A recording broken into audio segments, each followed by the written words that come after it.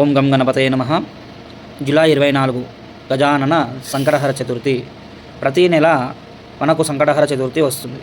ఈ విషయం మనందరికీ తెలిసిందే. అయితే ఈ జూలై 24న వచ్చేటటువంటి సంకటహర చతుర్థి ప్రాముఖ్యమైనటువంటిది. ఎందుకు అనగా అది బుధవారం రోజున వచ్చింది. బుధవారం రోజు వచ్చే వినాయక పూజలు ప్రాముఖ్యమైనవి. అయితే ఈ సంకటహర చతుర్థి గజానన సంకటహర చతుర్థి. ఆ రోజున ఆ వినాయకుడికి ఓం గజానన గణపతే నమః అనే మంత్రాన్ని 21 సారి మనసులో స్మరించి ఆ గరికను స్వామివారి దగ్గర సమర్పించిన ఎడల మీరు తలపెట్టిన ఏ కార్యక్రమమైనా కూడా విజయవంతం అవుతుంది. ఎటువంటి ఆటంకములు ఉండవు.